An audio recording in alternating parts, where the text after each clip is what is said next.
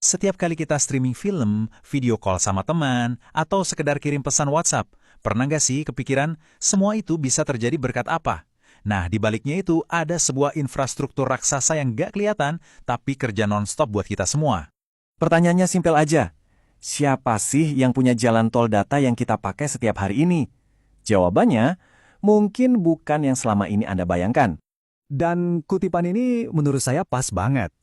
Bisnis ini kelihatannya membosankan ya, cuma nyewain menara. Tapi justru karena kelihatannya tenang itulah, banyak yang nggak sadar betapa besarnya kekuatan di baliknya. Oke, jadi dalam pembahasan kali ini, kita akan bedah tuntas si raksasa sunyi ini. Kita mulai dari kenalan dulu, siapa sih mereka? Terus kita bongkar siapa pemilik aslinya. Lanjut kita intip cara mereka cari uang, cek kondisi keuangannya, dan terakhir, kita lihat apa saja peluang dan tantangan yang menunggu di depan. Oke, kita mulai dari yang paling dasar dulu ya, biar semuanya paham. Siapa sih sebenarnya PT Sarana Menara Nusantara, atau yang kita kenal dengan kode saham TOWR ini? Gampangnya begini, anggap aja TOWR ini adalah pak kosnya para operator seluler.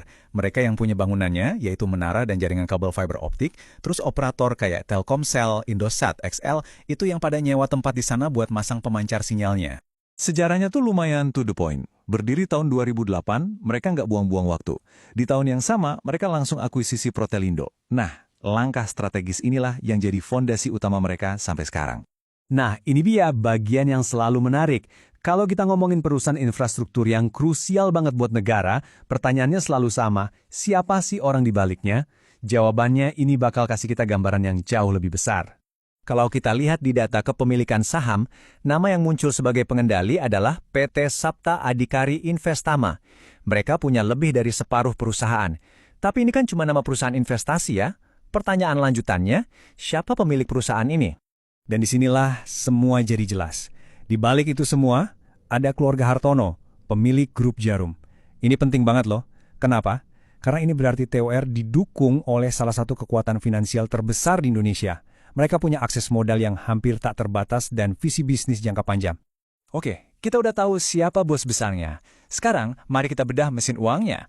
Dengan dukungan sekokoh itu, gimana sih sebenarnya cara TOWR menghasilkan pundi-pundi rupiah? Model bisnisnya itu ibarat punya dua mesin utama.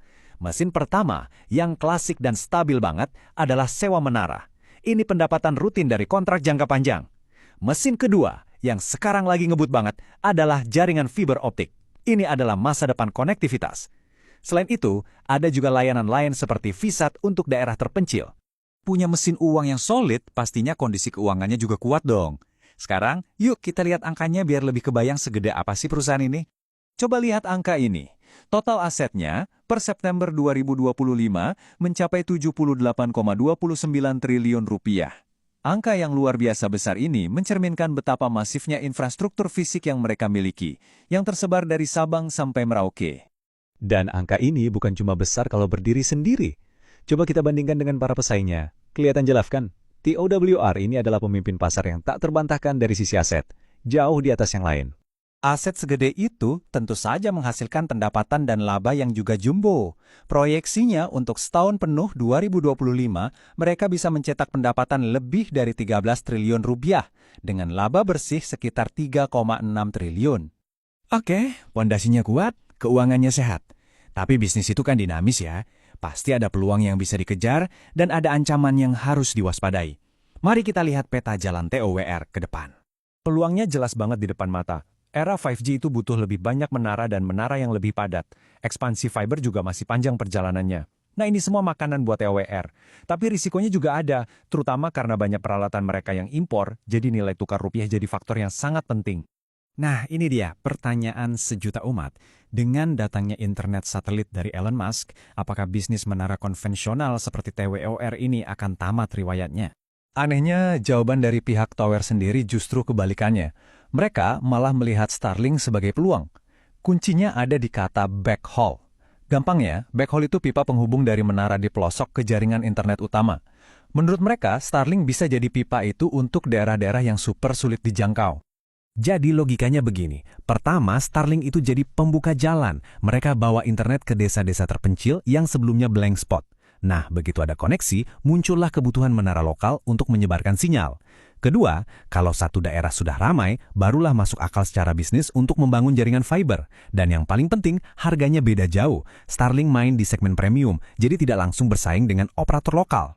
Jadi ini bukan soal persaingan head-to-head, skenarionya lebih ke simbiosis mutualisme. Starlink jadi tim perintis yang membuka lahan baru, dan TOWR datang belakangan untuk membangun jalan tol permanennya. Ini meninggalkan kita dengan sebuah pertanyaan penutup yang menarik, di tengah dunia teknologi yang berubah secepat kilat, di mana ancaman terbesar justru bisa diubah jadi peluang, apakah sang raksasa sunyi ini akan mampu untuk terus berdiri tegak dan semakin kokoh?